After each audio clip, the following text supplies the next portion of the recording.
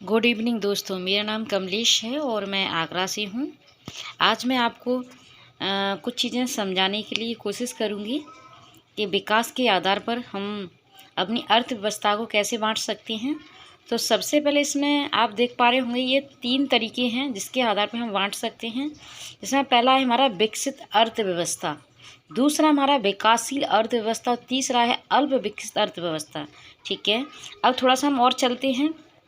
अगर 5% लोग अमेरिका और भारत के हैं, कह सकते हैं, आप देख पा रहे होंगे 5% लोग खेती कर रहे हैं अमेरिका में, तो उनको 150 रुपये मिलेंगे क्योंकि वहाँ पे क्या 5% खेती हो रही है।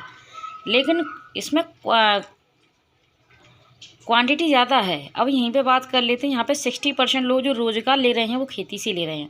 राइट, जैसे देख पा रहे होंगे 60% लोग रोज़गार जो ले रहे हैं खेती से, तो उनका 100 रुपये है। अब बात कर लेते हैं सबसे पहले हमारी विकसित अर्थव्यवस्था की। तो आप देख पा रहे होंगे ये मैंने लिखा हुआ है विकसित अर्थव्यवस्था। तो औद्योगिक बहुत पहले ही हो चुका था, इसमें लगभग 1930 के से 50 के लमसम। राइट, और बात कर लेते हैं जीडीपी में द्वितीयक एवं तृतीयक क्षेत्र का योगदान रहता है इसके अंदर बहुत अधिक। राइट, आगे थोड़ा सा लेके जाएं। थर्ड पॉइंट जो इसके अंदर बताया गया है, प्राथमिक क्षेत्र का योगदान अपेक्षाकृत कम रहता है। अवसंरचना का विकास बेहतर स्थिति में है। और एग्जाम्पल के तौर पे हम ले सकते हैं जैसे कनाडा है, अमेरिका है, यूरोप है, ऑस्ट्रेलिया है, ये सारी जगह हैं, ये सारे देश हैं, ये विकसित अर्थव्यवस्था के अंतर्गत रखा जाता है, देखा जा सकता है। आगे हम बात करें विकासशील अर्थव्यवस्था की, तो इसमें कुछ एग्जाम्पल भी दिए गए हैं। जैसे कि आप देख पा रहे होंगे जीडीपी में प्राथमिक क्षेत्र की भूमिका कृत्रिम रूप से कम हो रही है। दूसरे हम बात करें जबकि द्वितीयक क्षेत्र और तृतीयक क्षेत्र की भूमिका बढ़ रही है और अत्यंत तीव्र गति से द्वितीयक एवं तृतीयक क्षेत्र का विकास हो रहा है। एग्जाम्पल के तौर पे हम जिसमें सबसे जो बढ़िया एग्जाम्पल है वो हमारा भारत, ब्राज़ील, फिर चाइना है, साउथ अफ्रीका भी इसके अंदर आ जाता है। अब बात करें थोड़ा सा एग्जाम्पल के तौर पे कि हमारी सरकार के पास पैसे नहीं है, हमारी इकोनॉमी 3 ट्रिलियन की है, 3 लाख करोड़ डॉलर की है, 140 करोड़ लोगों को सैलरी देना है उसमें से हर, और हम पर जो कर्जा है उसका ब्याज देना है हमें। गरीबों के लिए जो कार्यक्रम है वो भी हमें रखने, कंज्यूम सब्सिडी भी देनी है। और अब आप सोच रहे हैं कि तो ये कर सकते हैं लेकिन हम लोग, लेकिन उसके लिए हमें चाहिए पैसा, वो नहीं है हमारी सरकार के पास।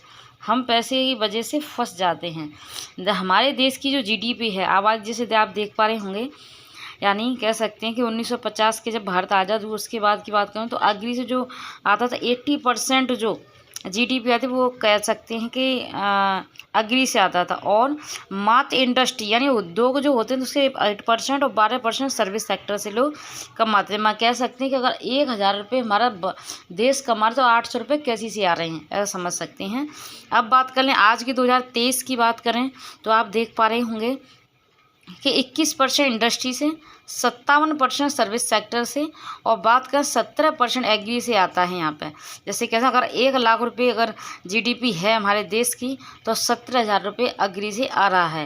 राइट, थोड़ा सा आगे लेके चलते हैं कि हमने परसेंटेज बाय रोल कम नहीं किया, नहीं समझे, क्वालिटी बाय हमारा रोल पहले गुना हो गया है। मान लीजिए हमारा देश पहले से 100 रुपये से कमाता, 800 रुपये एग्रीकल्चर से है, आज हमारा देश 1 लाख रुपये कमा रहा है, 70,000 रुपये की कमाई एग्री से हो रही है। तो क्वांटिटी वाई तो हम कई गुना बढ़ गए हैं। भारत कृषि प्रधान देश क्यों कहा जाता है? क्योंकि 70% कमाई अग्री से जरूर है, लेकिन आज भी 60% लोग अग्री पे ही काम कर रहे हैं।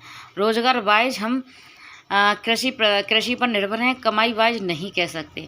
अब बात आती है थर्ड की, वो अल्प विकसित अर्थव्यवस्था। तो जीडीपी में प्राथमिक क्षेत्र की भूमिका में अपेक्षाकृत अभी भी अधिक है और सेवा क्षेत्र की स्थिति पिछड़ी हुई है और विकास की कोई ठोस संकेत नहीं, जैसे कि एग्जाम्पल तो अफ्रीकन देश।